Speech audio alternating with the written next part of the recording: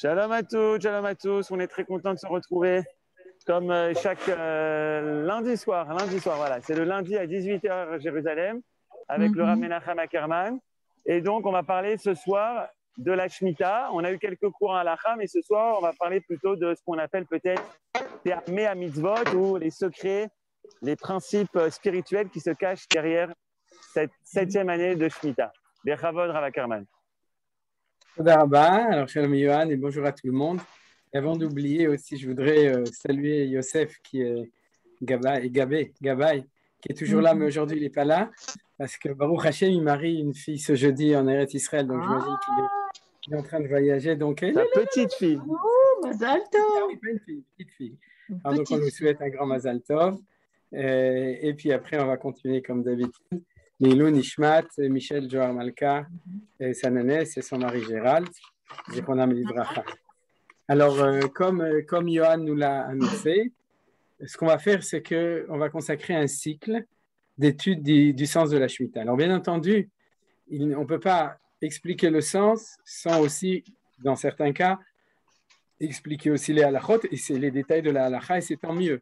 C'est-à-dire, c'est pas, au début, je vais parler d'idées tout à fait générales, et ensuite, certaines idées qui sont bien entendu le sens de la Shemitah vont nous permettre aussi de comprendre une bonne partie, surtout de ce qu'on fait. Parce que dans la Shemitah, en fait, il y a le côté producteur et le côté consommateur. D'après ce que je regarde ici, j'ai l'impression qu'il n'y a pas beaucoup de producteurs dans l'assemblée ici. Il faut fermer les micros peut-être. Je l'ai muté. Et en tout cas, je m'imagine qu'il n'y a pas beaucoup de chaklaïm, bien entendu. Celui qui a un jardin, des arbres fruitiers, etc., donc il est aussi producteur, mais on est tous consommateurs. Donc, Bezrat Hashem, dans l'étude, on parlera aussi d'expliquer le sens, par exemple, de la kedusha des fruits de Shemitah. Puisque si Dieu veut, grâce à ça, je pense que ça nous motivera tous à mieux comprendre qu'est-ce que ça veut dire de manger des fruits de Kedushat Shvi'it qui sont avec la sainteté de Shvi'it. Et je vous dis tout de suite que on pourrait dire dans l'approche Dati Leumi, c'est-à-dire religieuse Eretz israélite, quand on doit savoir ce qu'on préfère, alors on met au plus haut les fruits qui sont la Kedushat Shvi'it, c'est-à-dire les fruits, ce qu'on appelle au Tsarbedin quand on les achète. Et Kedushat Shvi'it, ça peut être les fruits de l'arbre ou de ce qui pousse. Par exemple, si quelqu'un a un pot où il fait pousser du na'ana et qui boit son thé au na'ana maintenant, depuis Rosh Hashanah, à chaque fois qu'il prend une feuille de na'ana, alors il boit un thé qui a la sainteté de la Kedushat Shvi'it. Okay? C'est miyuchad, il faut le savoir. Alors, si Dieu veut, dans ce cycle, on arrivera aussi à expliquer qu'est-ce que c'est que cette Kedusha, cette sainteté de la terre cette année et aussi des fruits de Shvi'it. Alors, c'est pour ça, comme je vous ai dit, le but, c'est de passer plusieurs explications. Il y a aussi une autre explication dont Rav Kook a parlé dans son introduction au Shabbat Haaretz, qui va aussi nous lier avec le sens, le fait que le Rav Kook a été dans le monde ashkenaz, celui qui a, on pourrait dire, qui a innové l'Eter Mechira, c'est-à-dire la possibilité de vendre la terre pour cette année l'Izman, c'est-à-dire uniquement pour une année à des non-juifs pour pouvoir continuer à travailler la terre et produire. Donc, ce qu'on appelle les fruits de Eter Mechira, que j'imagine la plupart des gens ici consomment. Il faut rappeler que dans le monde séfaradi, c'était la tradition déjà bien avant le Rav Kook de faire Eter Mechira. Alors, Bezrat Hashem, tout ça on en parlera aussi. Aujourd'hui, j'ai choisi comme première explication de la Shemitah de prendre une qui est liée avec ce qu'on appelle Shabbat Bereshit. C'était ça le titre, je ne sais pas si vous l'avez reçu, mais Shabbat Bereshit, je ne sais pas comment ça a été envoyé, mais en tout cas, le Shabbat de la terre et le Shabbat de la création. C'est ça le sujet d'aujourd'hui, de faire un lien entre les deux. J'ai choisi de commencer. Oui, alors la personne qui a demandé si la na'ana qui est prête à commencer à pousser avant Rosh Hashanah, oui. Mais ça ne change rien si on l'accueille maintenant. C'est maintenant que c'est notre nana. Et donc c'est maintenant qu'elle a Kedusha. C'est-à-dire dans les Hirakot, Olchim Batar Lekita, c'est-à-dire qu'on va après selon le moment où le cueil et pas le moment où il s'était planté au moment où ça a poussé. Donc, c'est exactement comme ça, comme j'ai dit. Alors, revenons à ce que je disais. Donc, on va étudier un des sens du Shabbat de la terre, de Shabbat Haaretz, ce qu'on appelle la Shemitah, et qui va être lié avec le Shabbat de Bereshit. Alors, je vais tout de suite ouvrir notre texte d'étude. Bien entendu, il y a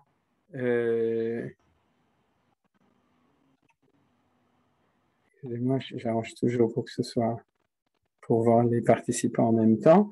Alors, comme je disais, bien entendu, la chose la plus importante, ce serait tout d'abord d'étudier de manière approfondie les psukim de la Torah qui parlent de la Shemitah. Alors, en fait, ça aurait fait l'objet d'un premier cours, mais comme aujourd'hui, on est entre la Parashat Bereshit et on est encore aujourd'hui, lundi, dans la lumière de la Parashat de la semaine dernière qui est celle de Bereshit, donc c'est pour ça que j'ai préféré l'étudier. Et du coup, on va étudier des psukim, mais on ne va pas étudier de manière organisée tous les psukim. On le fera au fur et à mesure des différentes explications. On reviendra sur les psukim. Je voudrais uniquement citer le fait que les références de la Shemitah dans la Torah sont tout d'abord Parashat Mishpatim, chapitre 23, ce que vous avez devant vous, un tout petit peu dans Parashat Kitissa qu'on étudiera à un autre moment, à l'occasion, et dans Parashat Béar, et c'est là que vous avez l'essentiel, puisqu'en fait, toute la Parashat Béar, le chapitre 25 de Vaïkra, du Lévitique, qui est toute la Parashat Béar, parle en gros de tous les thèmes qui sont liés avec la Shemitah, c'est-à-dire la Shemitah, le Yovel, et encore d'autres choses. La vente d'un esclave hébreu, la notion du prêt à intérêt, et encore d'autres choses. Si Dieu veut, je donnerai un cours aussi qui donne une vision d'ensemble de toutes ces mitzvot. Comment est-ce qu'on voit les choses tous ensemble? Donc, ça fait partie du programme. Mais il faut savoir que l'essentiel, donc, c'est dans le Parashat Béar. Alors, regardons les choses, les différents psukim maintenant. Les premiers, donc, comme j'ai dit, c'est dans Parashat Mishpatim. Veshesh shanim, j'ai encore agrandi un tout petit peu, voilà.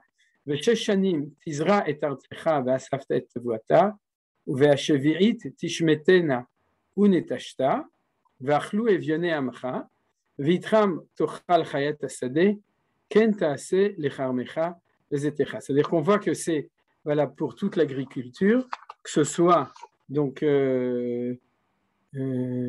comment on le sait, parce qu'ici on parle de Tizret Artsecha, c'est-à-dire on parle de la récolte des céréales par exemple ou des légumineux, et de manière générale de toutes les yirakot, c'est-à-dire tous les fruits sur lesquels on fait boré pri adama, qui sont les fruits directement de la terre, et comme il est marqué pour ta vigne et pour ton olivier, on apprend de cela dans l'enseignement de Chachamim que c'est valable pour tous les arbres. Il n'y a pas de différence entre la vigne et l'olivier et tous les autres arbres. Tous les fruits de la terre et les fruits des arbres sont concernés par la mitzvah de Shemitah. Maintenant, il y a un point intéressant que vous remarquez ici. Premièrement, l'aspect social,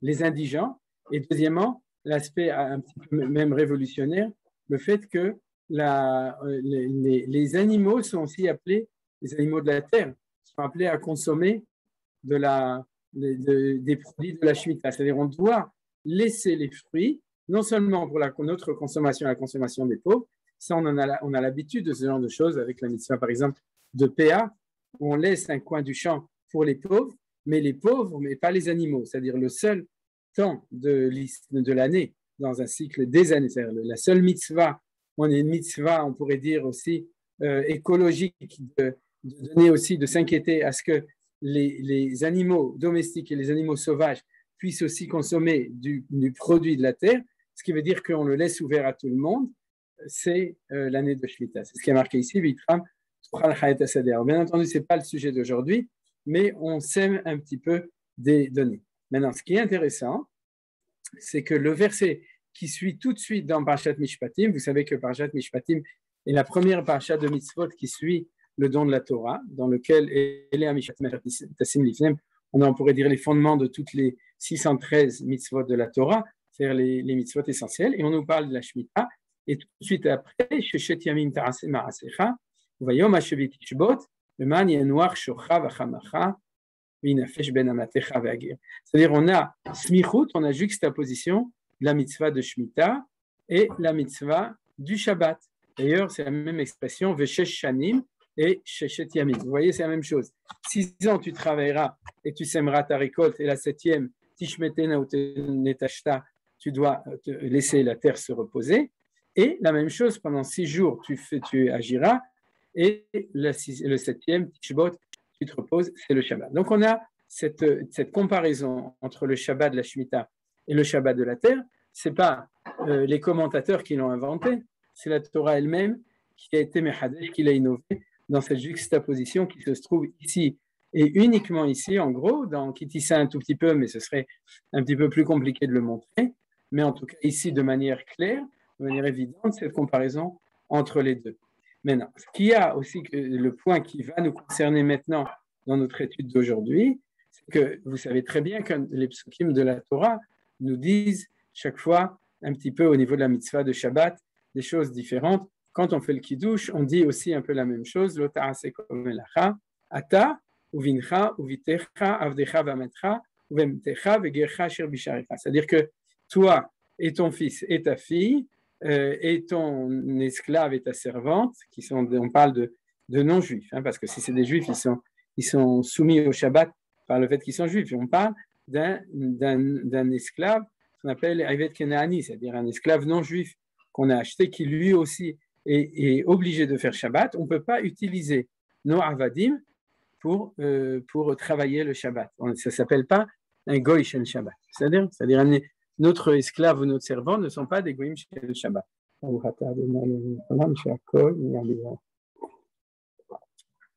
Et ensuite,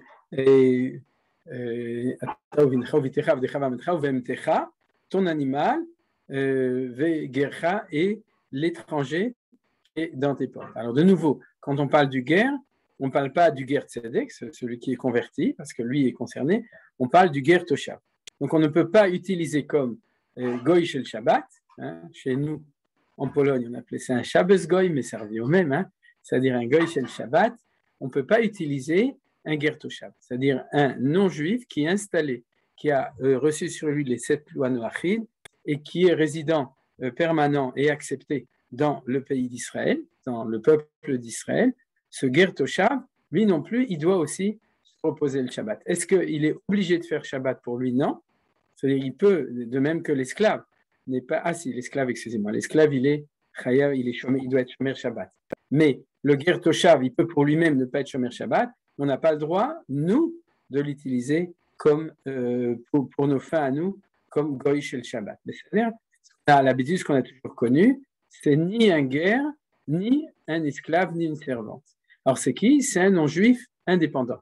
C'est-à-dire celui qui fait ce qu'il veut, qui n'est pas soumis parce qu'il n'a pas de relation directe avec nous, ni particulière en tant qu'acquisition, ni nationale en tant que guerre toshav, c'est-à-dire l'étranger qui est installé dans le pays d'Israël. Et donc lui, on peut l'utiliser comme goy shel Shabbat. Et on revoit ici dans Mishpatim le même thème dont on a parlé à propos des versets qu'on fait dans le kiddush du Shabbat matin. Le ma'anyanuach, donc le Shabbat, shorcha, ton bœuf, ton âne, ben amatecha, donc le fils de ta servante, c'est-à-dire l'esclave et la servante, ceux qui sont acquis et qui ne sont pas juifs d'origine, ve'ager, et de nouveau on parle du guerre toshav. Tout ça, c'est un passouk qui est très intéressant de nouveau parce qu'il nous montre l'extension du Shabbat. Donc maintenant qu'on a vu ça, on va prendre les versets de Parshat Béar en vitesse et ensuite on va étudier aujourd'hui un commentaire qui est le commentaire d'un grand Rav qui était en Russie qui s'appelait Rabbi Meir Levush Malbim. Le Malbim, avec moi, on l'a étudié déjà souvent. Pourquoi? Parce que le Malbim est un commentaire tout d'abord très moderne. Il a vécu à la fin du 19e siècle et au début du 20e siècle en Russie. Donc il était dans la modernité. Ça se voit dans son commentaire.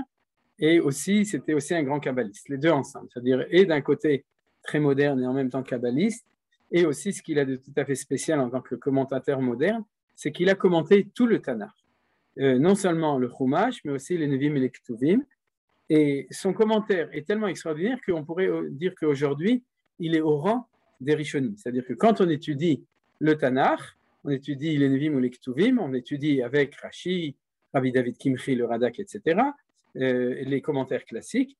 Et en général, quand on veut approfondir le Don Yitzhak Abravanel, c'est-à-dire les grands classiques, et le Malbim a acquis cette place privilégiée grâce à la qualité extraordinaire de son commentaire, d'être dans le panthéon, on pourrait dire, des grands commentateurs classiques de la Bible du Tanakh.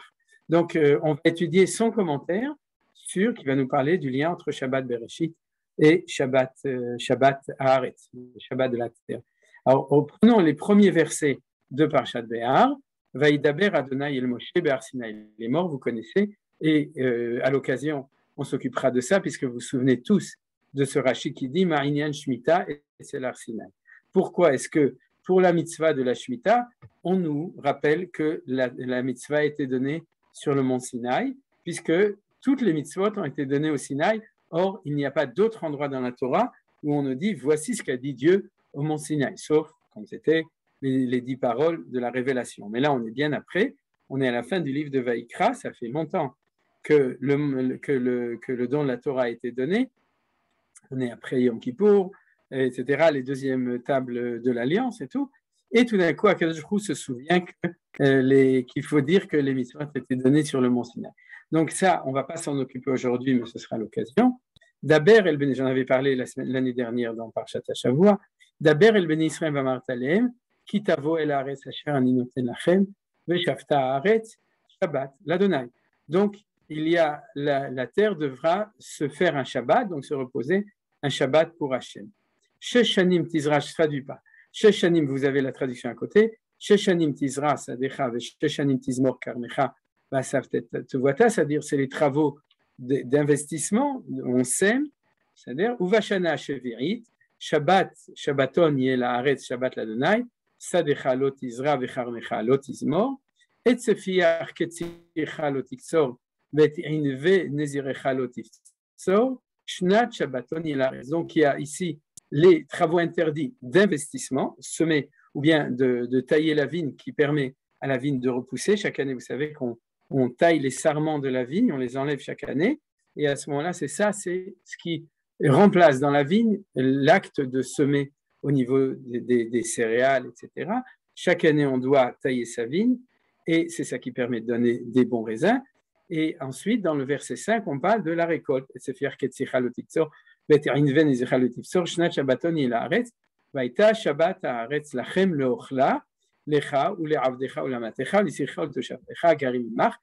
il n'y a plus les animaux, c'est-à-dire on n'a pas les animaux, et par contre, on a toute la panoplie, comme dans le Shabbat, de tous les gens qui habitent avec nous, qui eux aussi ils doivent avoir la possibilité de pouvoir consommer de ce qui a poussé dans la 7e année. C'est-à-dire, maintenant, ce que j'ai mis en bleu, c'est une répétition.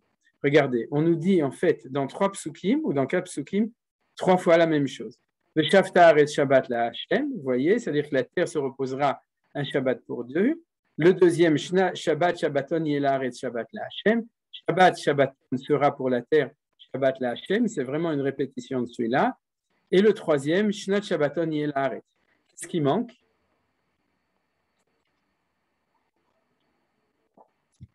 Dans le verset 5. Shabbat l'Hashem. Bien fait, Nadine Korakavod.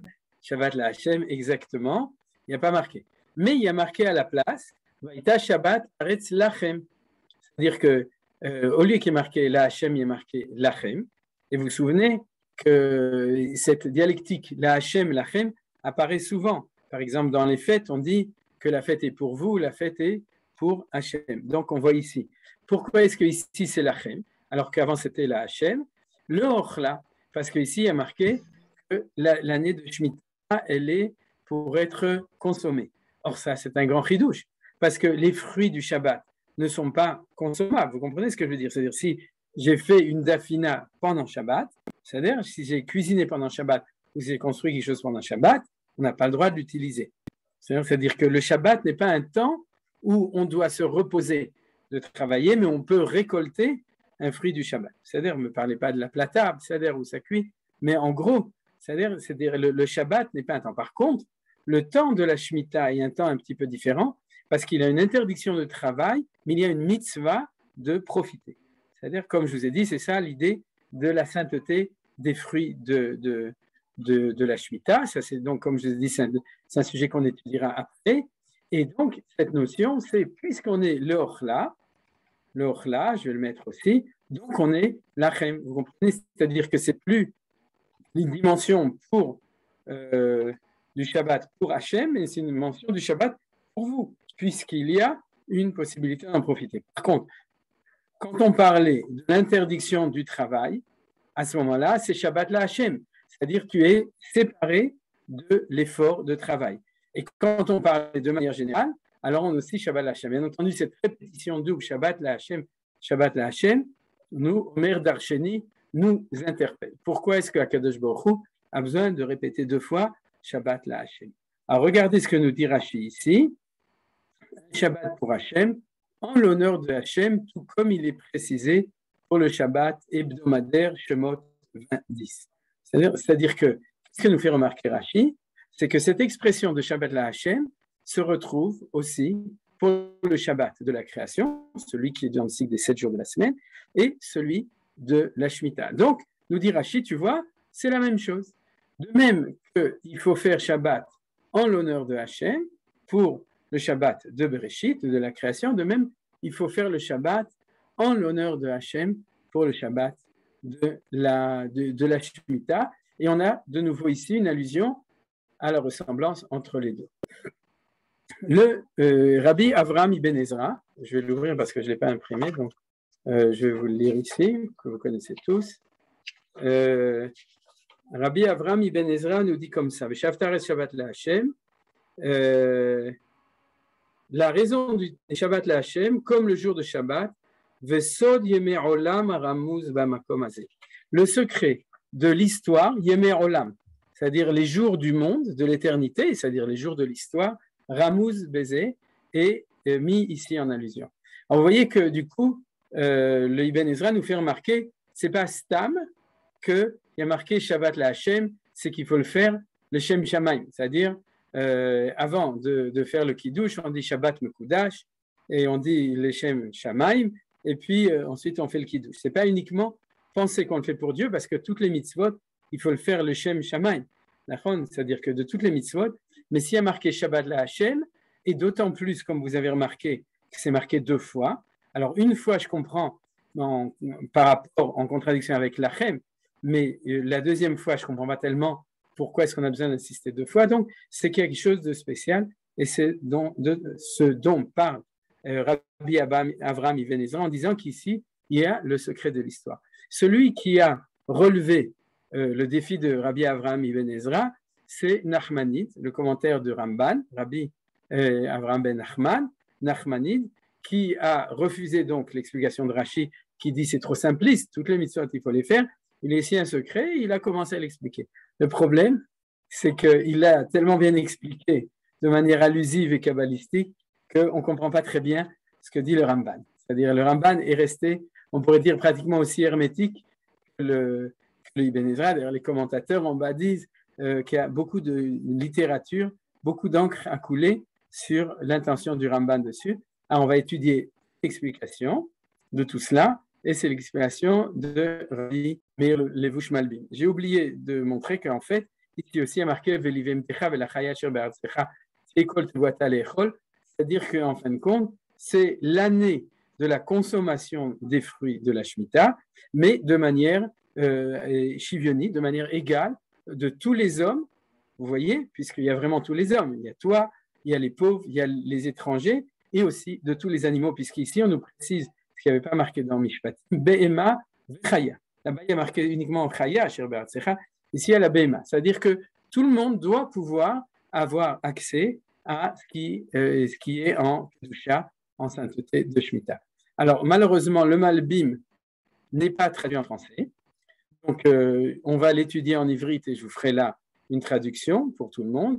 Le Malbim, Parshat Behar, Kaf Ei Siman Zayin, c'est un pasuk Zayin, et donc on y va. Shabbat Shabbaton, Yeh Laaretz Shabbat la Hashem. Donc vous voyez que le pasuk ici, c'est celui qui est marqué Shabbat la Hashem, et le Malbim, qui était un commentaire qui allait à tous les niveaux du Pshat, c'est un grand Pashtan, et aussi à tous les niveaux supérieurs, nous dit comme ça.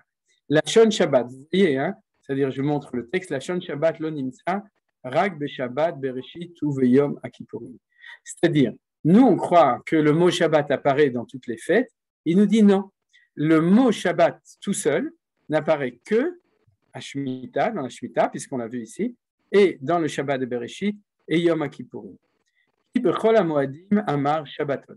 Dans toutes les fêtes, il y a marqué Shabbaton. Shabbaton, c'est vous savez, c'est-à-dire que quand on dit tonne à la fin, c'est qu'on baisse le tonne et que c'est un tout petit peu plus petit. Shabbaton, c'est un petit Shabbat. Donc, un grand Shabbat, c'est le Shabbat, Yom Kippour, ce qu'on comprend, qui est Shabbat Shabbaton, mais qui est Shabbat, et la Shemitah. Vegam beyom Kippourim Amar Shabbaton, Shabbat Shabbaton ou Lachem. D'abord, il y a marqué Lachem, ce qui est étonnant, mais on comprend, puisque c'est le jour du pardon. Et ensuite, de la Kapara, et ensuite, il y a marqué Shabbat Shabbaton. Il n'y a pas marqué que Shabbat. Mais la Shon Shabbat, la Hashem lo nimtza rag be Shabbat ou va Shemitah. C'est-à-dire que le Malbim nous fait une remarque donc d'exégèse extrêmement importante, c'est que là, c'est que le langage de Shabbat la Hashem, cette expression double, Shabbat la Hashem, n'apparaît que dans la Shemitah et dans le Shabbat. Vous comprenez? C'est-à-dire que quand Rachid les a comparés, il ne les a pas comparés parce qu'il a trouvé que dans ces deux endroits, c'est qu'il s'avère qu'il n'y a que dans le Shabbat de la création et celui de la Shemitah où l'expression Shabbat la Hashem existe, qui nous oriente directement vers ce qu'on appelle le Sod. C'est-à-dire qu'il y a quelque chose derrière, parce que bien entendu que les fêtes sont aussi pour la Hashem, dans le Yom Kippour est aussi la Hashem. Alors pourquoi est-ce qu'il n'y a que dans la Shemitah et dans le Shabbat de la création qu'on nous dit Shabbat la Hashem? La Hashem chez Shabbat Beshvi Modim Chidush Haolam. Parce que tous les deux sont un témoignage de deux choses.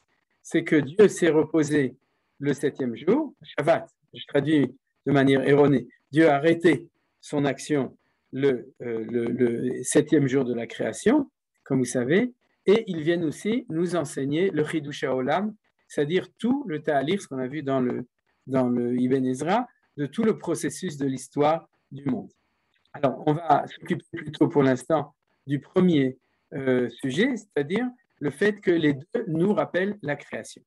Kiacha, je suis dans la suite du Malbim ici. Kiacha, Shaya Atzivui b'mitzvat Shabbat, le Ma'an Yanuach Shocha v'chamocha b'chol asherla. C'est un des psukim qui parle de ça, vous vous souvenez, qui dit afin que se repose ton bœuf, ton âne et tout ce qui est à toi, Ayaraoui shetanuach gamaretz velo tegadel perotea b'yom ha-Shabbat. C'est-à-dire, nous dit le Malbim une idée très intéressante.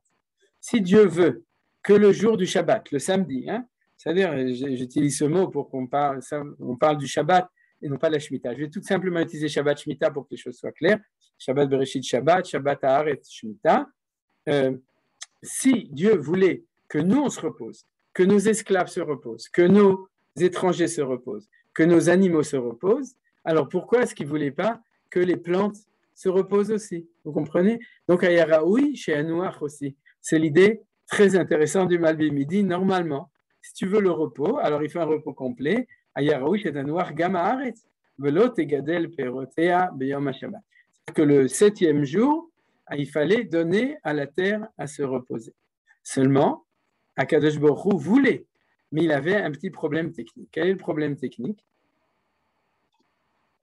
C'est que même si tu ne sèmes pas pendant un jour, c'est-à-dire la terre continue à travailler, et puis les cycles agricoles sont beaucoup plus longs que ça. C'est-à-dire un animal peut se reposer une journée, un homme peut se reposer une journée, mais si tu n'arroses pas la terre pendant une journée, si tu ne t'occupes pas, ça ne change absolument rien. La terre n'a pas senti la différence.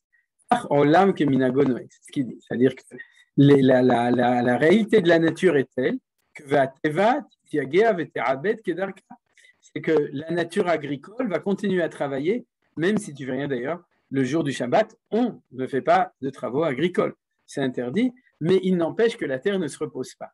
Valken, Bahar Shemitat Haaretz Achat Lesheva Shanim, Lashlim Behem Shvitat HaShabbatot Shel HaShesh Hashanim, ou Sheshet Hayamim. C'est-à-dire que Akadosh Baruch Hu a décidé de faire une Shemitah, donc un repos de la terre, une fois tous les 7 ans, pour compléter la Shvita des Shabbatot Shel Shechet, à mon avis, il y a une erreur ici. Il faut dire Shel Shechet Ayamim, des 6 jours. Vous avez compris? Qu'est-ce qu'il a dit? Il a dit le rythme naturel agricole, il ne peut pas être sur 24 heures. Par contre, il est naturellement sur 365 jours sur une année, surtout dans le rythme agricole de la plupart des choses. Les céréales ont en général un rythme agricole annuel, c'est-à-dire les céréales, c'est une récolte annuelle, et les arbres, à part le hétro, ont aussi une récolte annuelle. C'est-à-dire qu'ils vivent au rythme de l'année.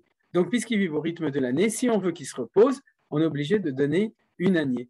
Ou miser à Ta'am, Smich, Parashat Mishpatim, Tzivui Shabbat, El Azarat Shmita. Et c'est la raison pour laquelle on vient d'étudier dans Parashat Mishpatim, Akadosh Baruch Hu nous a juxtaposé la mitzvah de la Shemitah avec la mitzvah du Shabbat pour te dire, c'est la même chose, sauf qu'il faut tenir compte du rythme intrinsèque de chaque chose, et que comme le rythme de la nature agricole et de la terre est beaucoup plus lent que le rythme animal et que le rythme humain, on ne pouvait pas, ça ne sert à rien de lui donner à faire Shabbat une fois tous les 7 jours, il ne va rien sentir, il faut le laisser pendant un an, et c'est pour ça, Kishnat Shmita, Baal Hashlim, Shmita Shabbatot. Vous avez vu cette phrase?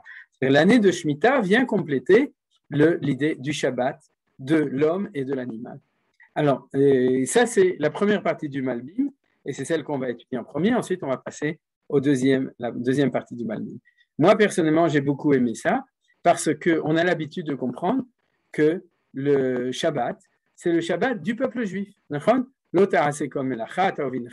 Comme on dit dans la tfila du matin, c'est-à-dire que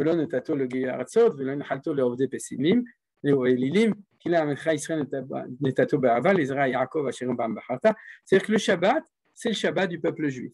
Et puis on ne se rend pas compte que c'est aussi le Shabbat des non-juifs qui sont ou esclaves chez nous ou qui sont étrangers chez nous. Et puis on ne se rend pas compte que de ce qu'on dit dans le Kiddush, que dites-vous qu'un juif qui fait travailler son animal le Shabbat transgresse l'issur du Shabbat. Pourquoi? Parce que son animal a travaillé. C'est-à-dire, je vous rappelle l'histoire Meforash dans un livre qui s'appelle Kwasu Hachamenu. Une partie de nous ainsi racontaient nos sages, l'ont raconté à leurs enfants pour les endormir le soir. Il était une fois un rave, j'ai oublié son nom, qui a vendu sa vache. À l'époque, les vaches, ça servait pour labourer. Il a vendu à un non-juif. Et puis, au bout de 3 semaines, le non-juif revient chez ce rabbi et lui dit « Rabbi, je te rends ton tracteur ». Il dit « Pourquoi tu me rends le tracteur ?» Il dit « Parce qu'il est très bizarre. Dès que le soleil se couche le vendredi, la vache refuse de travailler jusqu'à la sortie des étoiles Motsai Shabbat. » Et donc, le Rav lui a dit « C'est normal, c'est Shabbat. » Il dit « Oui, alors qu'est-ce qu'on va faire ?» Il a dit « J'ai une solution. » Il dit « Amène la vache. » Il a pris la vache, il lui a dit quelque chose dans l'oreille et la vache a commencé à labourer. C'est ce qu'on appelle labourage de crâne. C'est-à-dire, avec ce qu'il lui a dit. Et qu'est-ce qui s'était passé? Il lui dit, qu'est-ce que tu lui as dit? Il lui a dit, tu n'es plus juive. Je t'ai vendu à un goy, donc maintenant tu es goya, donc tu peux travailler Shabbat. Ça, c'est un chidouche extraordinaire. Cette histoire est extraordinaire, pourquoi? Parce qu'elle nous apprend que quoi? Que contrairement à ce qu'on pense, c'est que le Shabbat, ce n'est pas seulement le Shabbat de la personne juive, c'est le Shabbat de la personne juive, le Shabbat du non-juif qui est lié avec nous par acquisition, ce qu'on appelle un Eved. Souvenez-vous qu'un Eved de Cohen peut manger de la Trouma. Vous savez, c'est-à-dire qu'il est plus Cohen que moi, qui ne suis pas Cohen. Vous savez, c'est-à-dire que lui est tellement lié avec le niveau du Cohen qu'il peut consommer de la Trouma qui est totalement interdite à un juif.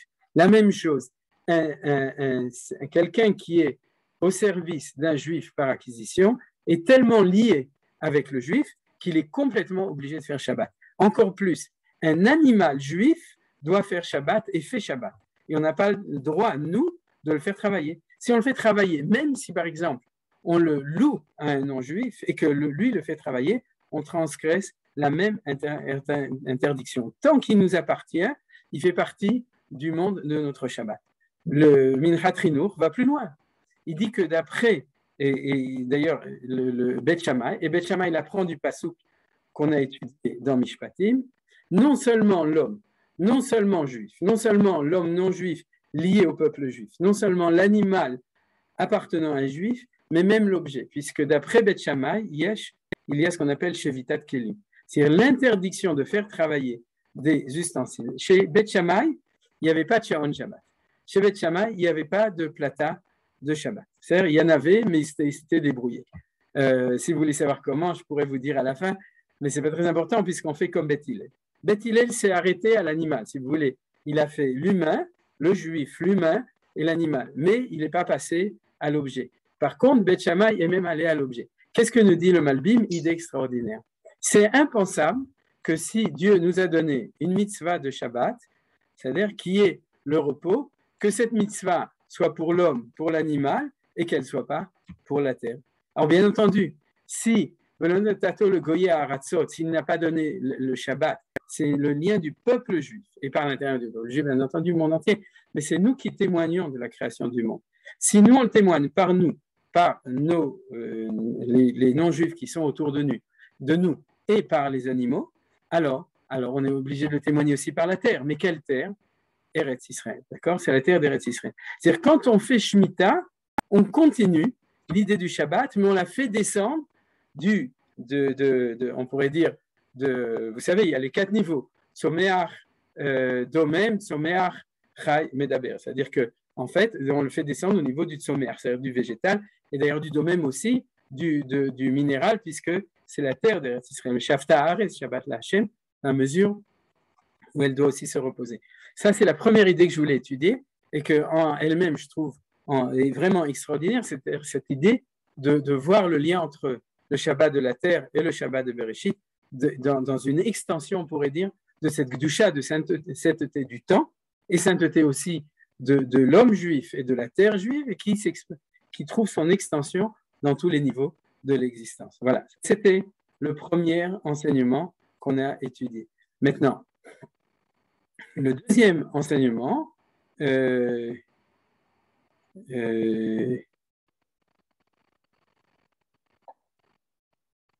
regardez juste. Oui, bon, en fait, c'est ce qu'on a, vu. On va laisser ici, on va s'arrêter ici. Veyadoua. Donc, le deuxième sujet qui concerne le Malbim maintenant, c'est le lien entre le Shabbat de la terre et l'histoire du monde. C'est-à-dire que pour l'instant, on était dans le lien entre la création et entre le Shabbat de la terre. Maintenant, nous dit le Malbim une deuxième chose, et en fait, il nous explique plutôt le secret. Vous vous souvenez, on a vu Eshe Ramban, Eshe Ibn Ezra, que c'est Sod Yomot Olam, c'est-à-dire le secret de l'histoire. Alors, comment est-ce que le Malbim l'explique? On va le faire un petit peu au pas de course. Ce que nous savons, c'est que le mot Yom peut être ou bien pour 24 heures, ou bien pour une année entière. Non, excusez-moi. Si on parle du cycle d'une journée, de 24 heures, de l'est à l'ouest, c'est-à-dire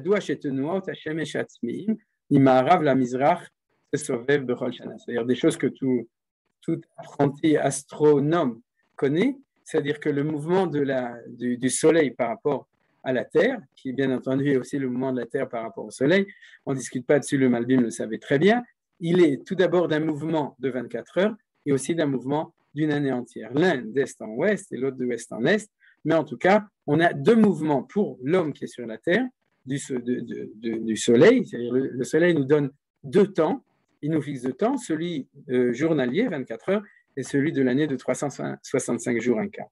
Donc il y a 2 sortes de jours, Yom Shelekef Yomi, le jour du cycle d'une journée, Yom Shelekef Ashnati, et le jour du cycle annuel. Shegam Alashana Balashon Yamim. Sur une année entière, le mot Yom aussi existe, et d'ailleurs il cite un pasouk, ce pasouk il est dans la Parashat Béa, Veish Kimkor Bet Moshav Ichoma Vaita Geulato Adtom Shenat Mimkaro, Yamim Geulato. C'est-à-dire que une année, ça s'appelle Yamim. C'est-à-dire, et on a d'autres endroits dans la Torah, on voit que la notion de Yom, c'est ou bien 24 heures, ou bien une année entière. C'est-à-dire que il nous explique comme ça, donc le Malbim, le fait que si notre cycle de la Shemitah ressemble au cycle du Shabbat, c'est pas étonnant, parce que l'un c'est le petit cycle du soleil et l'autre c'est le grand cycle du soleil. Qui Beshana Mashlemet Gam Knekef Agalgal. Ve'em anikraim yemei haaretz. Et nous dit le Malbim, sache, les jours de la terre, c'est des jours de 365 jours. C'est-à-dire quand dans la Torah, on trouve cette expression yemei haaretz, les jours de la terre, alors on parle non pas des jours de 24 heures, parce que ça, c'est les jours de l'homme, les jours de l'animal, c'est-à-dire, mais c'est les jours de la terre, c'est des jours d'une année.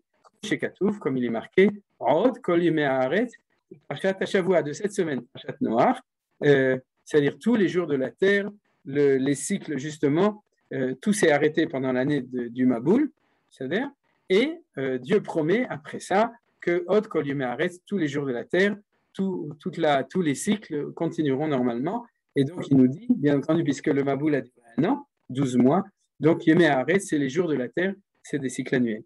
Yemei Adam nechshavim b'sivua galgal mimizrach lema'arav. Donc, le cycle de 24 heures, c'est les jours de l'homme. C'est vrai, on compte un jour de 24 heures. Vimei haaretz, c'est le cycle de la terre. Nechshavim b'kef taluchot hashemesh bagalgal mima'arav lemizrach. Donc, je n'explique pas au niveau astronomique, mais c'est ce qu'il a dit. Il y a les deux. Veine, maintenant, on continue le Malbim. Jusqu'à là, c'était facile. Maintenant, ça se complique.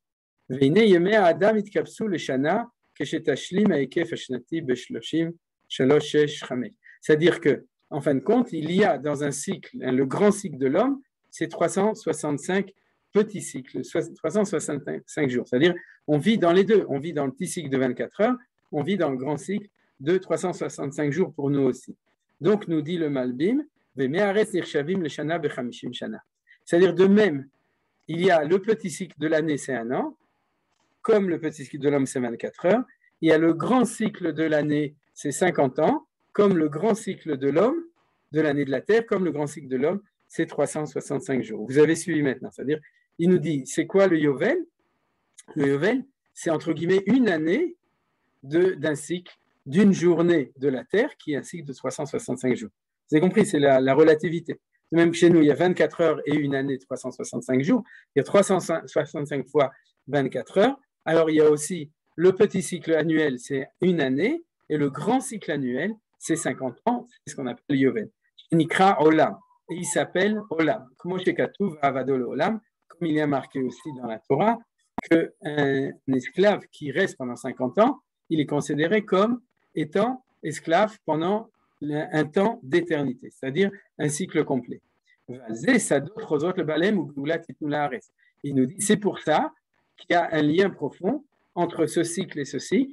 C'est pour ça qu'au bout de 50 ans, jubilé, chacun revient chez soi, les champs et les champs reviennent à leur propriétaire, puisque le grand cycle, qui est considéré comme un cycle complet, est terminé. La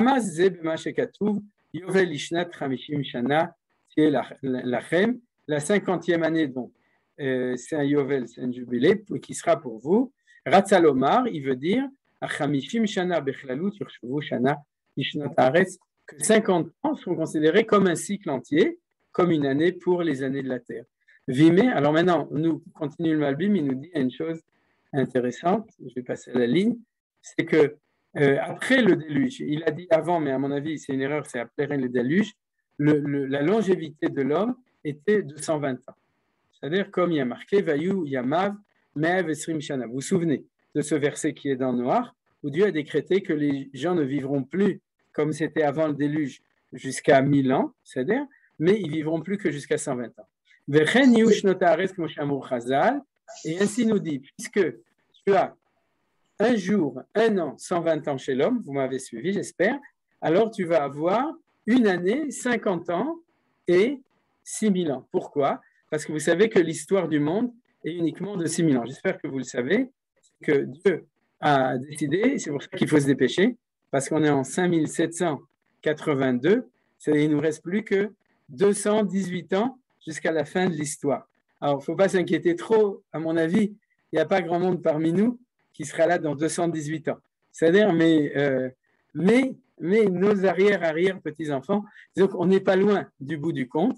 C'est pour ça qu'il faut que Akadosh Baruch Hu, lui aussi, se dépêche un petit peu, puisque nos sages avaient un enseignement connu que l'histoire du monde depuis la création, en tout cas depuis le 6e jour, le Shabbat, c'est-à-dire jusqu'à maintenant, était de 6000 ans. Donc, il nous dit, Sheshtafim Shana Ave Alma, le monde dure 6000 ans, de Chatrarouj, c'est-à-dire c'est ce qui se passe après, Besheshet Lafim Shana Yu 120 Yuvolot. Alors là, c'est la preuve mathématique. Si vous divisez 6000 par 50, vous arrivez à 120. Donc, qu'est-ce qu'il nous a dit ici? C'est qu'on a une espèce d'équivalence intéressante entre un cycle de l'homme qui est une journée, une année et 120 ans, c'est-à-dire qui est le cycle naturel de la vie d'un homme, et le cycle de la Terre qui est une journée, un an, une année, 50 ans, puisque c'est ça le Yovel. Là, ça correspond au niveau de la longueur, mais c'est le Chidouche. Et ensuite, un cycle complet de 120 jubilés, ce qui nous fait les 6000 ans. Et à ce moment-là, il y aura la Shemitah qui est en allusion dans le Shabbat de Bereshit, Bayamim chez la Kadosh Baruch Hu, dans le temps de la Kadosh Baruch Hu, Moshe Amrou, comme nous ont dit nos sages, Yomo chez la Kadosh Baruch Hu, Elef Shanim, puisque nos sages nous ont enseigné qu'un jour de Dieu est 1000 ans. Donc vous voyez qu'il y a 3 jours. Il y a le jour de l'homme, 24 heures, il y a le jour de la terre, 365 jours, un quart, et il y a le jour de Hachem, qui est 1000 ans. Donc pour lui, l'histoire, c'est 6000 ans, ça fait 6 jours. Vezeu chez Amrou, c'est ce qu'ils ont dit, que Shem Shenemar be Shabbat Bereshit v'choulé. De même qu'il est marqué dans le Shabbat de Bereshit, Shabbat la Hachem, ainsi il est marqué dans le Shemitah, Shabbat la Hachem, Vayen be Ramban, et conféré Ramban justement, puisque le Ramban a aussi expliqué, et j'imagine que le Malbim avait l'intention d'expliquer ce que voulait dire le Ramban. Alors, vous avez vu que la première partie était une partie relativement facile, c'est que la première partie, elle va nous donner un sens simple de la Shemitah, c'est compléter le Shabbat de manière générale. C'est-à-dire de dire que le Shabbat, c'est pas seulement pour l'homme, c'est pour tous les niveaux de la réalité et toujours lié avec Israël, le peuple juif et la terre d'Israël. Et c'est en ça que c'est extraordinaire. C'est-à-dire cette année, on a une année de Shemitah de la terre d'Israël. C'est-à-dire de même que chaque Shabbat, on a Shemitah du peuple juif, là, c'est arrivé, c'est descendu jusqu'à la terre, jusqu'à l'agriculture, ce qui pousse dans la terre. Ça, c'est la première explication. La deuxième, elle est liée avec des notions beaucoup plus profondes, qui sont des notions des cycles, des petits cycles, des grands cycles du temps. Alors, pour le lier avec Manitou, puisqu'on a 4 minutes pour le faire, en fin de compte, ce n'est pas du tout difficile. Pourquoi? Et ça va nous donner le sens des choses. Si vous vous souvenez bien, Manitou nous a dit qu'il y a encore un plus grand cycle. Quel est ce plus grand cycle? C'est le cycle, le fait que c'est 6000 ans, que toute l'histoire du monde se trouve dans le Shabbat de la création. Hein, comme je reviens dessus tout le temps et que j'imagine que tout le monde plus ou moins connaît cette idée, je n'ai pas besoin de la réexpliquer depuis le début, mais je vous rappelle, c'est-à-dire si jamais, on en a parlé même dans la shiur de Parashat Shavua la semaine dernière, c'est-à-dire les 6 premiers jours ne font pas partie de notre cycle historique. Notre cycle historique à nous est tout entier inclus dans le Shabbat de la création. C'est-à-dire le Shabbat de Dieu dure 6000 ans. Alors ça veut dire quoi? Ça veut dire qu'il y a encore un plus grand cycle. On a vu qu'il y a un cycle de 24 heures, un cycle d'une année, un cycle de 1000 ans, Shabbat de Dieu, mais encore un plus grand cycle, c'est le cycle qui est aussi le Shabbat de Dieu d'après Manitou, qui est de 6000 ans. C'est-à-dire que depuis le début de l'histoire de l'humanité jusqu'à la fin de ces 6000 ans, on est dans le Shabbat de Dieu. Et après, on passera quand? On passera au 8e jour, vous vous souvenez? C'est-à-dire qu'une fois que sera arrivé la fin de ces 6000 ans, Akadosh Baruch Hu, il va nous faire Avdallah, et d'ailleurs pas Avdallah mais Kiddush, parce qu'Avdallah c'est quand on redescend, et Kiddush c'est quand on remonte. Donc il va nous faire un grand Kiddush, et qui va sanctifier le 8e millénaire de l'histoire de la création du monde, le 8e jour de l'histoire, pas le millénaire, le 8e jour de l'histoire de la création du monde. Pourquoi est-ce que c'est tellement important? Parce que, dans le fond, quand on fait Shabbat, on ne rappelle pas le Shabbat de la semaine, d'accord, le 7e jour. On vient pour nous dire, avec tous les enseignements qu'il y a à faire, on vient pour nous dire que tu es dans le monde où Hachem fait Shabbat. Et depuis quand? Depuis le moment où Adam et Chava ont été renvoyés du Gan Eden, jusqu'à la fin du temps d'histoire, Hachem est dans son Shabbat, de nouveau référence à ce que ça veut dire dans l'enseignement de Manitou. Et quand toi, tu fais ton tout petit Shabbat, en fait, tu fais un micro-Shabbat par rapport à un macro-Shabbat énorme de Akadosh Baruch Hu. Et de ce point de vue-là, vous comprenez que plus on agrandit le cycle de Shabbat, plus on se rapproche de la compréhension du sens général de l'histoire. Si le Shabbat de Dieu était en au niveau du temps, en conjugaison avec le temps de notre Shabbat, alors on ne comprendrait pas pourquoi on a besoin de faire aussi un Shabbat tous les 7 ans ou un Yovel tous les 50 ans, etc. Vous comprenez? C'est-à-dire qu'on dirait, si je fais Shabbat, quand Dieu fait Shabbat, comme la plupart des commentateurs ou des gens ont l'habitude de comprendre, chaque semaine, Dieu fait Shabbat le 7e jour, donc je fais Shabbat avec lui. À ce moment-là, on ne comprend pas. Par contre, à partir du moment où on comprend que notre Shabbat n'est pas à la taille du Shabbat de Dieu, ni plus grand que le Shabbat de Dieu, mais au contraire, c'est un tout petit raccourci, plus nos cycles sont grands, plus on s'approche de la compréhension des grands cycles, c'est-à-dire du cycle des 6000 ans, et ensuite du cycle du Shabbat de Dieu qui lui-même dure 6000 ans, avec les 6 premiers cycles qui étaient ceux des 6 jours mentionnés dans la création. Du coup, vous voyez aussi que l'histoire de Bereshit et l'histoire de toute l'histoire, en fin de compte, ils vont tous les deux ensemble. Et c'est ce que nous dit, d'après l'expression du Malbim, cette idée du Shabbat la Hashem.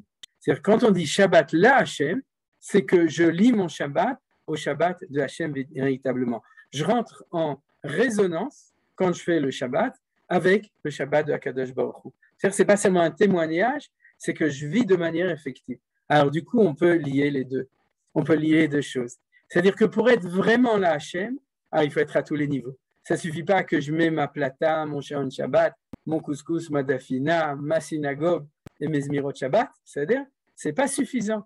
Il faut aussi les autres hommes. Il faut aussi les animaux. Il faut aussi la terre d'Eretz Israël. Il faut aussi tout ce qui pousse sur la terre d'Eretz Israël. Quand j'ai complété tout ça, alors je me suis vraiment mis en harmonie, on pourrait dire, avec quelque chose qui nous transcende, quelque chose qui est plus grand, qui est le projet divin de Dieu Akadosh Baruch Hu en général, qui n'est pas seulement une histoire du passé, c'est l'histoire de ce qu'il nous raconte dans le premier chapitre de la création, mais c'est une histoire de toute l'histoire, Sod Yemei Olam, le secret de l'histoire Olam éternelle, c'est-à-dire qu'il y a quelque chose de beaucoup plus profond. Alors de nouveau, ça peut être vécu à deux niveaux, ça peut être vécu au niveau du Sechel, c'est-à-dire comprendre que quand on fait la Shemitah, quand on fait Shabbat, Me'ein Olam Haba, vous vous souvenez aussi, quand on chante sur Shabbat Me'ein Olam Haba, on se met en harmonie avec des choses, on se lie avec Hachem, Shabbat la Hachem véritablement, et vous comprenez des règles entre parenthèses pourquoi ce n'est pas lié avec les fêtes, parce que les fêtes sont liées avec un autre cycle, sont liées avec le cycle historique de la sortie d'Égypte, etc. Par contre, là, on est dans le grand, ou le petit et le grand, c'est-à-dire dans le cycle de toute l'histoire universelle, et donc on se lit, ça peut être compris à ce niveau-là, et puis ça doit être aussi compris au niveau, on pourrait dire, comment on appelle ça, au niveau existentiel, c'est-à-dire de se dire, bon, on doit le faire chaque Shabbat, et on le vit chaque Shabbat. C'est-à-dire chaque Shabbat, on vit un moment où on se sent même proche de Hachem, on ne sait pas forcément pourquoi, c'est notre Neshama Yetera, c'est-à-dire on ne connaît pas toujours, mais on le sent.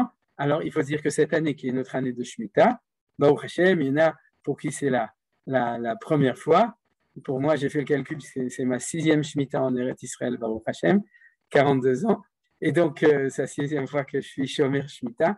Et que de vivre cette année notre Shemitah, alors il faut se dire, pas le fait d'être en Eretz Israël, pas le fait même si c'est les agriculteurs qui le font. C'est-à-dire, mais nous, on va pouvoir, par exemple, le réaliser quand on va manger des fruits du Shat Shvit, c'est ce dont on va parler, ou bien ne pas travailler notre terre si on a des arbres, des petites plantes qu'on fait pousser, etc. Ça, mais aussi dans tout ce qu'on fait, et puis au niveau Ségouli, c'est au niveau des secrets de la Torah, il y a plein de choses, comme je donnais, les kabbalistes, ils ne font pas Tikkun Rachel, Tikkun Chatzot pendant l'année de Shemitah parce qu'ils n'ont pas besoin, parce que tout ça est arrangé. Et Rachel, c'est relié avec la terre d'Eretz Israël et tout. C'est-à-dire, il faut savoir qu'on est, de même que le Shabbat est un temps exceptionnel par rapport à la semaine, même si on ne le sent pas forcément, il faut savoir que c'est quand même comme ça que ça se passe. C'est-à-dire que notre année, cette année, l'année de Shemitah, c'est Shabbat Lachem. Toda Rabba, si vous voulez poser des questions ou avoir des éclaircissements, vous êtes invité à le faire. Sinon, c'est que tout était clair et limpide. À ce moment-là, Vakasha. Tu peux poser une question. Vous dire quelque chose. On n'entend pas. Pourquoi est-ce qu'on n'entend pas le 50e? On n'entend pas. On n'entend pas. Annette, vas-y, propose ta question. On ne t'entend pas. Pourquoi on entend, Faut marquer... on Non, on fait n'entend pas- pas. Il faut faire marcher ton micro. C'est bien. je sais pas. Alors, quelqu'un d'autre? C'est bien. Raph, tu m'entends? Vous m'entendez, moi? Oui. Oui. C'est mon problème à moi, excusez-moi. Ah, ça va. Ça va aller. Je Je peux poser une question? Non, j'ai un coupé. Désolé, le problème était chez moi. Annette, tu peux recommencer. C'est moi qui avais un problème. Vous m'entendez là? Oui, oui, j'entends très bien. Oui. Pourquoi on ne fête pas le 50e? On a eu plein d'explications, c'est difficile et tout ça. Et nous, on fête la Shemitah, mais le 50e est tombé. Qu'est-ce qui s'est passé? Ah, qu'est-ce qui s'est passé avec pourquoi on arrêtait de jubiler? C'est ça que tu demandes. On ne sait pas Alors, où il est parti. oui, il est parti. En fait, la réponse, c'est que, et ça, on va l'étudier, elle n'est pas seulement liée à la terre, elle est liée à l'ensemble de la société hébraïque. Et quand la société hébraïque n'est plus sur sa terre complètement, on ne peut pas le faire. Alors, maintenant, c'est vrai qu'on est revenu, mais normalement, dans un Minatora, il faut qu'il y ait les 12 tribus, et en tout cas, il faut que chacun soit installé sur la terre à son endroit spécifique. C'est-à-dire que déjà à l'époque du deuxième temple, on faisait le Yovel, mais on le faisait midérabana, c'est-à-dire par décret rabbinique, mais on ne pouvait plus le faire véritablement. C'est-à-dire, et de notre temps, c'est la même chose. Ça va revenir, mais il faut encore des conditions préalables, on pourrait dire. C'est-à-dire que ce n'est pas si facile de réinstaurer le Yovel. Mais par exemple, le Rambam nous dit que le Mashiach, quand il viendra, il va réinstituer la Shemitah le Yovel. Il va revenir. Mais par exemple, pour revenir à sa terre, il faut refaire ce qu'on appelle une redistribution de toute la terre. Chaque juif aura sa part, et puis de nouveau, il faut attendre que les 12 tribus, les autres, les 10 qui nous montrent, reviennent, etc., pour pouvoir le faire, entre autres. Hein, par contre, la Shemitah, on peut la faire. C'est pour ça qu'on l'a fait. Pourquoi on ne le compte pas? On ne le compte pas. Ah, qui est-ce qui a demandé? Je n'ai pas vu. Menachem. Ouais. Bessader.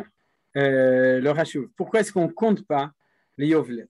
C'est une très bonne question. C'est qu'en fin de compte, il y a deux possibilités de compter les Shemitot. C'est-à-dire, est-ce qu'on fait un cycle de 49 ou de 50? C'est-à-dire que, on peut dire que plus profondément, le Yovel, tant qu'on était en temps d'exil, était complètement effacé. C'était pas réel.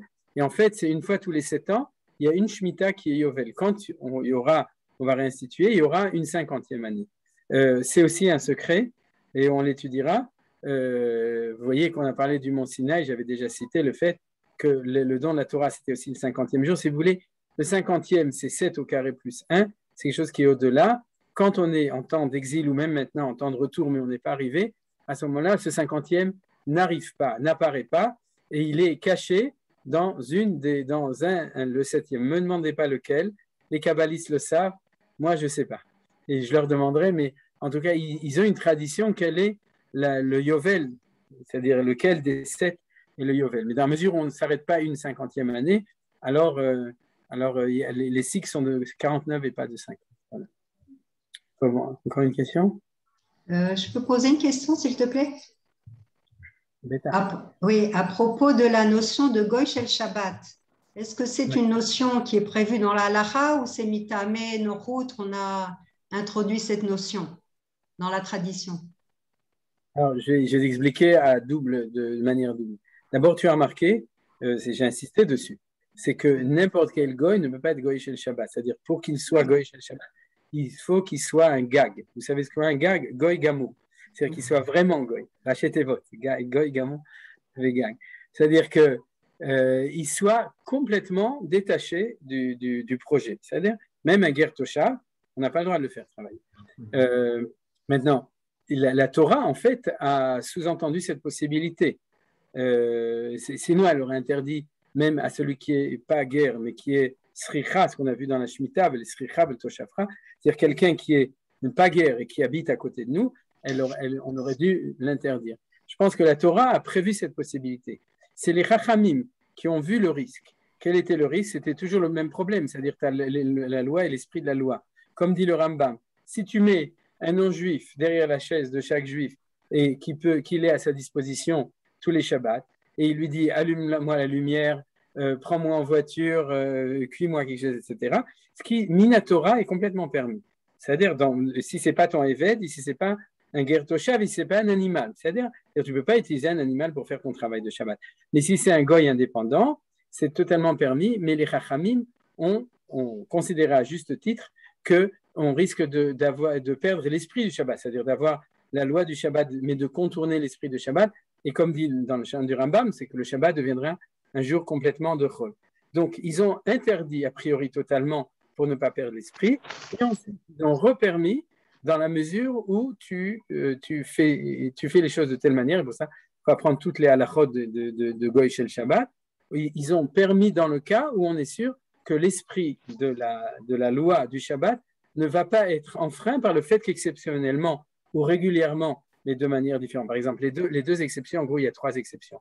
La première, c'est dans des cas de grands besoins, c'est-à-dire de maladies, de perte d'argent, etc., importantes, et tout, ou de souffrance, comme par exemple le fait de traire des vaches, où il y a souffrance de l'animal. Alors, ils ont permis dans des cas d'exception, comme ça. Ils ont permis, dans la mesure où le goy le fait chez lui et que personne ne sait que c'est fait pour toi, c'est-à-dire qu'au sek béchélo, il s'occupe et toi tu le payes, donc il fait son business, et ils ont permis chez toi s'il ne transgresse pas Shabbat. C'est-à-dire normalement un goy chez le Shabbat, chez un juif, il peut faire la vaisselle, il peut balayer, il peut nettoyer la table, etc., mais il ne peut pas cuisiner, il ne peut pas, pour toi, pour lui il peut faire ce qu'il veut, mais pour toi il ne peut pas faire des travaux internes. Ça c'est la loi en gros du Goy Shel Shabbat. Donc, pour respecter ce que j'ai dit. C'est-à-dire, voilà, c'est une autre considération. Sauf, le problème, c'est l'automatisme de nos jours. C'est-à-dire que si on était comme Beth Shammai, alors on aurait résolu le problème.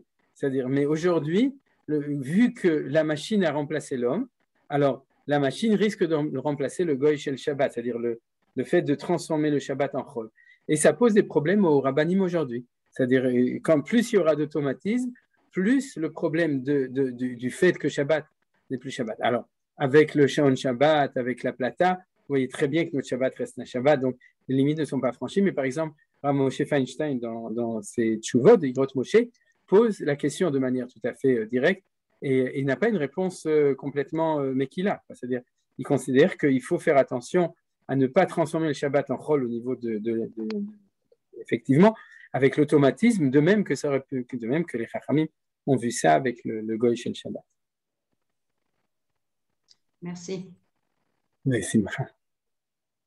Mais le Goy Shel Shabbat, il peut allumer le feu ou pas dans la cheminée? Ah, dans la cheminée, Ken. Alors oui, dans la cheminée, il peut. Pourquoi? Parce que il peut dans la mesure où il y a un tsar. Nos Chachamim m'ont dit que c'est ce que je dis, c'est les cas d'exception, mais c'était devenu régulier du coup. C'est-à-dire tant qu'on n'avait pas une minuterie avec un truc automatique, je pense qu'il y a des gens qui se souviennent comment est-ce que les non-juifs venaient pour allumer le feu tous les matins, etc. Hein, tu te souviens de ça? Et ouais. Alors, et pourquoi? Parce que à Kol Cholim Etzel Tzina, c'est-à-dire que nos sages nous ont dit que s'il fait trop froid, tout le monde risque de tomber malade. C'est-à-dire s'il fait trop froid, et donc on permettait non seulement dans le grand nord de l'Europe, bien évidemment, mais dans les responsables, on voit que aussi en France ou en Navarre, c'est-à-dire que dans des pays où, en Espagne, c'est-à-dire dans des pays où il faisait quand même plus chaud, en hiver, quand il faisait froid, le non-juif venait régulièrement, c'était fixé avant, il faisait pour allumer, parce que c'est une sorte de demi-piquoir nefesh, c'est ce qu'on appelle cholé, machala. Il faut signaler que de ce point de vue-là, il y a exactement la même halakha au niveau du masgan en Israël, parce qu'aujourd'hui en Israël, ça s'est inversé. C'est-à-dire, souvent, il y a des endroits comme dans la plaine où il n'y a pas beaucoup de jours où il fait très froid, où on peut dire Akol Cholim Etzel Sina, mais par contre, on peut dire Akol Cholim Etzel Hamsin. C'est-à-dire que tout le monde risque vraiment de s'en sentir mal s'il fait trop chaud, et c'est vrai. Donc, si on a un goy à disposition, on peut absolument, pendant Shabbat Halacha le Maaseh, si le masgan s'est éteint ou on ne l'a pas mis et qu'il fait trop chaud, on a le droit de l'appeler pour l'allumer au même titre, par allusion. Hein. C'est-à-dire, ou bien régulièrement, si on n'a pas de Shaon Shabbat et qu'on a besoin qu'il le fasse marcher, comme ça se faisait au niveau du froid, ou bien si c'est un accident, c'est-à-dire on a besoin et ce n'était pas prévu. Alors là, vous savez, on n'a pas le droit de lui dire, il faut dire on crève de chaud ici, tu vois, là il y a un bouton, tu ne voudrais pas regarder si ça, vous connaissez ce genre de choses, c'est-à-dire à ce moment-là on le fait. Mais la vérité, c'est que dans la mesure où Kol Cholim Etzel Sina ou Etzel Hamsin, si vraiment chaud, on peut le dire clairement. On n'a pas besoin de faire des allusions évasives. Merci. Merci. S'il vous plaît. Oui. Et la montre qui, Ouais. qui allume les lumières et qui éteint. Elle est permise le Ouais. Shabbat. Elle est quoi? Elle est permise le Shabbat, la montre. Oui, elle est permise. Oui, parce que ce que j'ai dit, c'est comme ça. C'est que si on était des élèves de Beth Shammai, on ne pourrait pas mettre le Sharon Shabbat. Comme on est des élèves de Beth Hillel, l'extension du Shabbat n'a pas été à ce qui est complètement amorphe, c'est-à-dire ce qu'on appelle le minéral. C'est-à-dire l'objet qui n'a aucune vie, contrairement à la terre qui est vivante. C'est-à-dire la terre est vivante, les plantes sont vivantes, c'est-à-dire tout ce qui est vivant, oui. Mais la machine, pour Beth Shammai aussi, pour Beth Hillel, non. Et c'est pour ça que nous, on a le droit d'utiliser un Sharon Shabbat, c'est-à-dire qui est réglé avant Shabbat, sans aucun problème. Comme j'ai dit, le problème se pose à partir du moment où ça risque de nous annuler le Shabbat complètement. C'est-à-dire, c'est un truc, si tu as un Sharon Shabbat qui te fait tout dans la maison, etc., ou des choses comme ça, alors là, le problème se pose. Mais notre Sharon Shabbat, tel qu'on fait pour allumer la lumière, éteindre la lumière, allumer la plata, éteindre la plata, ça, il n'y a pas de problème. Tous les rabbinim sont d'accord que tu peux utiliser ton Sharon Shabbat. Merci. Merci. Toda Rabba, merci beaucoup, Rav Ackerman. Toda Rabba. Ça fait plaisir de se retrouver après les Chagim pour ce cours-là.